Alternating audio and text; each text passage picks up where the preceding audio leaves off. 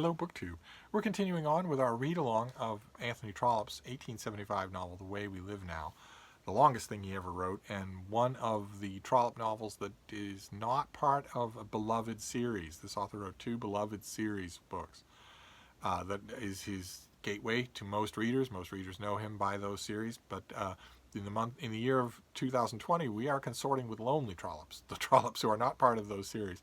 And The Way We Live Now was something of a critical disappointment in Trollope's day when it came out in serialized form, and then as a book. Critics didn't like it, mostly didn't like it, thought it was coarse. They noticed the change in tone, the change in geniality, the absence of the geniality that they'd known in this author for decades. The same tone change that a lot of us have noticed in our read-along of this book, and they weren't charitable towards it. Trollope doggedly stuck to it, and in his autobiography, published posthumously, defended it, at least a little, not full-throatedly. But it has gone on. Its stock has risen since then. It has gone on to be widely considered one of, if not the best, novel that he ever wrote. And it is a multifaceted story of bile and bitter disappointment. This is not the genial, laughing gently at everybody but loving everyone Uncle Trollope, the fox hunting Trollope. This is not that Trollope at all. This is a much more Swiftian Trollope. This is an Anthony Trollope who looked all around him at the London of his day and found nothing to his liking, nothing at all, and decided to dress it up in a book that I think is one of the reasons that gives this book its easy, effortless immortality, is that if you do that, if you do a scathing attack on the worst parts of your society, you are touching on eternal themes, because the worst parts of human gatherings in cities are always going to be roughly the same. It's why Horace and Catullus are immortal. It's why Swift is immortal, and the same thing is true here. I think there's brilliance all throughout this book, and in a way, and in a register that is almost absent from all other Trollope. And the problem that we have, even with so many weekends of talking about this book, is that there's so much going on. There's so many details. There are whole subplots that I haven't even mentioned in my own summaries, nor will I mention them, because I'm trying to stick to the main themes as I see them in this book. And the main theme in this book is the biddability, the buyability, the duplicity of all men in the city, of all city men, but also of the women as well. Our main character, Lady Carberry, is false from head to toe, we're told. In the chapters that we're reading today, she doesn't quite come off that way. She is at the very least a caring mother. In fact, so caring that she resists the urgings from all kinds of people to cut loose her wastrel son Felix, who is ruining her. She knows that he's ruining her. She knows the people saying that. First her cousin Roger, and then Mr. Brune, an editor in London whom she likes and who she wants favorable treatment from in his newspaper. Both of them tell her in no uncertain terms, get rid of this guy. You can't reform him. Cut him loose. To starve or die or go to the colonies or whatever, but if you stick with him, he will drain you dry. He will destroy you. That's an amazing thing for people to be saying to her, and yet people say it to her, and she can't stand hearing it.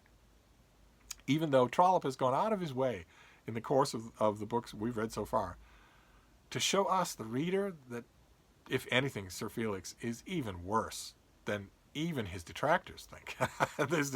Even his worst detractors don't know everything bad about him. He is one of the most reprehensible wastes of space young men that Trollope ever created. Not actively evil, but just shy of it.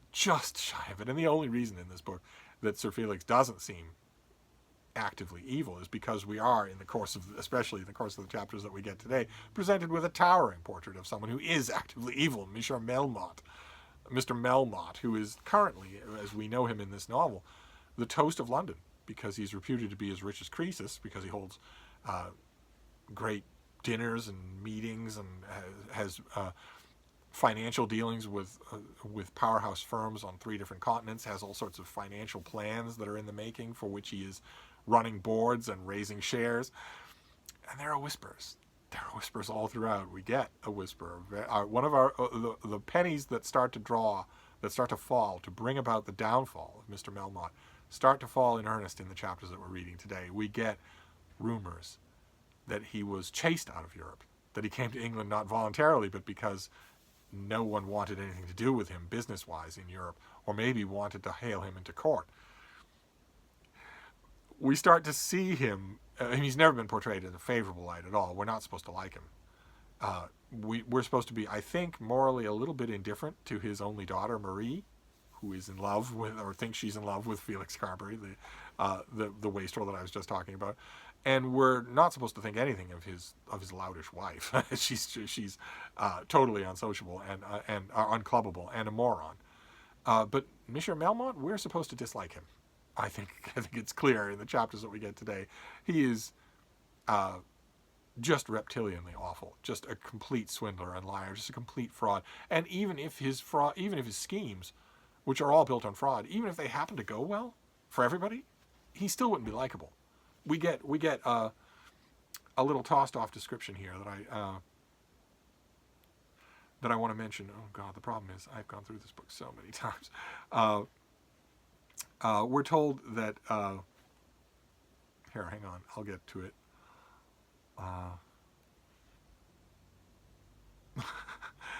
I'll get to it. We're told a couple of details about him that are just that just underscore how unsavory he is. We're told that he was one of those men whom success never mollified, whose enjoyment of a point gained always demanded some hoarse note of triumph from his own trumpet. And we know people like that. We know types like that, people who just can't, poor winners is what we're called here. But we're also told a little about this miasma of unreality that encompasses him, and that is starting to fray in these chapters. People are starting to realize that they give money to him, but they never get any money back in any way. Not from shares, not from salary, not from mortgages, not from house payments. He buys a house. He buys an estate. In these chapters that we're reading today, both the nobleman and his son that he buys a property from want the money. And it just doesn't seem to be forthcoming. Trollope describes it really well. He hates the speculation of the whole world here. He hates how everybody's speculating and calculating their own interest on everybody else. No one noble or straightforward, except for a handful of people who are the least interesting characters in the book. Excuse me. And at one point he writes this about Mr. Melmotte. It was a part of the charm of all dealings with this great man that no ready money seemed ever to be necessary for anything. Great purchases were made and great transactions apparently completed without the signing of even a check. Mr. Longstaff, that's one of the people that he bought property from, found himself to be afraid even to give a hint to Mr. Melmotte about ready money. In speaking of all such matters, Melmotte seemed to imply that everything necessary had been done when he had said that it was done. Pickering had been purchased, that's the house, that's the country estate. Pickering had been purchased and the title deeds made over to Mr. Melmotte, but the £80,000 had not been paid. Had not absolutely been paid, though of course Mr. Melmotte's note assenting to the terms was security sufficient for any reasonable man. The idea here being that London is slow to realize this is not a reasonable man. He's a shark in the water. He's waiting for you to sign these things over with no intention ever of paying you. But the property had been mortgaged, though not heavily, and Mr. Melmotte had no doubt satisfied the mortgagee. But there was still a sum of £50,000 to come, of which Dolly, that is Mr. Longstaff's son, was to have one half, and the other was to be employed in paying off Mr. Longstaff's debts to tradesmen and debts to the bank. It would have been very pleasant to have had that at once, but Mr. Longstaff felt the absurdity of pressing such a man as Mr. Melmotte, and was partly conscious of the gradual consummation of a new era in money matters. If your banker is pressing you, refer him to me, Mr. Melmotte had said. As for many years past we have exchanged paper instead of actual money for our commodities, so now it seemed that under the new Melmotte regime an exchange of words was to suffice.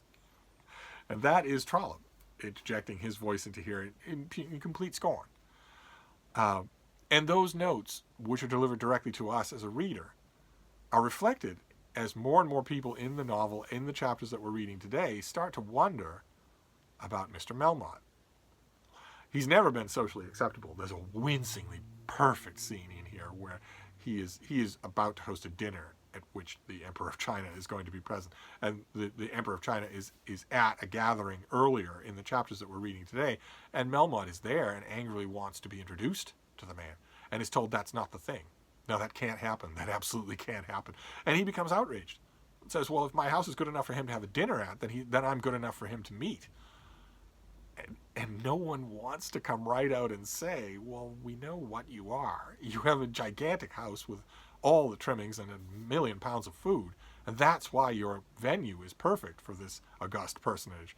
But we don't want you representing. We don't want you to meet him. You're not of our world at all. We know that. We might take advantage of you or try to, but we know you're not. And Melmotte knows they know it, and there's tension there, especially since this is a man who's running for Parliament. And that portrait, I think, becomes greater and sharper in these chapters as we watch for the cracks in the foundation. We also get lots of other stories as well. There are lots of love stories here, lots and lots of love triangles and quadrangles. The main one involves Felix Carberry and Marie Melmotte, who agree. Felix, in exchange for a small amount of ready money handed to him by Mr. Melmotte, has agreed to write a note to Melmotte saying, I have no intention of wooing your daughter. Melmotte wants to reserve Marie for a wealthy landed aristocrat in England, and certainly doesn't want to have her affianced to a wastrel and a gambler and a moron, someone who can't hold money in his pocket for 10 minutes. He tells Felix Carberry that if he will give up his suit, then he, Melmotte, will take care of Felix financially. And Felix agrees, because he's worthless, utterly worthless. He agrees, and not only agrees, but writes a note to that effect. But Marie Melmotte informs him in the previous week's readings that she knows that a sum of money, a large sum of money, has been settled on her, completely independent of her father. That he did it that way as a legal firebreak, so that if disaster should fall upon his family's finances, they would have something to fall back on. So it's a large amount of money. But it's entirely in her name. It's entirely under her disposal. The assumption that Melmotte had all along in her life, she's still very young, is that when the time came, she would just sign the papers and sign it over to him.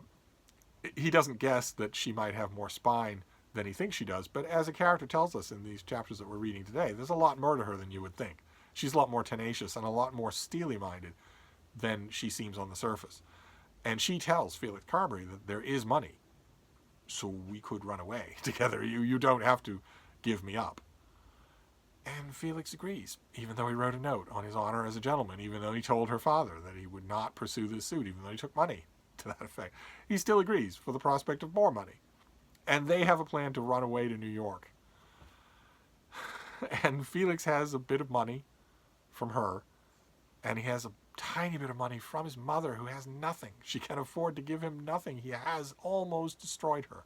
She's still willing to give him whatever she can and help him prepare for their trip to New York. And right before he's supposed to make the journey to the coast to take the ship, what does he do? Gets roaringly drunk at his club, the Bear Garden, and gambles all that money away, and more besides. Mrs. Marie Melmotte, she goes to the ship, and her father's agents stop her when she's there, but she never sees him there. She's brought back to her father's house, and he shakes the daylights out of her. All the while, Felix is insensate drunk, manages to stagger back to his mother's house, and is miserable. Actually thinks he's heard of suicide, we're told. Totally botched in every way. This totally worthless person who's just laying inconsolate and hungover in bed, knowing that as we're told, the father will hate him for the attempt, and the daughter will hate him for the failure. And that is the. I mean, there's lots of other stuff going on in these chapters, but that is the main thing that we're dealing with today, for me, anyway. I'd love to know what's drawing your attention the most in these chapters, but for me, it's this rise of Melmotte, that he's reaching the pinnacle of his fame in London, and we can already see the whole table is wobbling. And we know that an end is coming. And unlike there are other characters in Victorian literature where they seem to have all the power of the world in their hands, but we know their end is coming. Mr. Bulstrode in Middlemarch, for instance. But in this case, whatever faint presentiments that we're getting, whatever ideas that we're getting that maybe Melmotte's past is catching up with him, that maybe he's getting too arrogant in his present condition in London. We know that he deserves anything that comes to him. So there's a slight presentiment of how enjoyable that's going to be. I wonder if you're feeling that too, or do you like reading about this monster? You might. He is the most interesting thing in the book, I think. But that's where we stopped today. We stopped today with the chapter "The Dinner." So we're going to move on next week, and we'll read 20 more chapters. Let me get to the table of contents here. We are going to read next time to, let's see here, Ruby Prepares for Service is the next one that we'll read. We'll read to that chapter, the chapter called Ruby Prepares for Service, or somewhere near there, depending on your own pagination. So we'll go to that chapter for next weekend as this thing slowly but surely builds to what is going to happen to all of these characters and how are things going to shake out for the London that for only a few weeks now has been concerned only with Mr. Melmotte. So that's where we're going to wrap things up here for now, but we will be back next weekend. We will reconvene to continue consorting with lonely trollops. So I will see you then. Thank you, Book 2.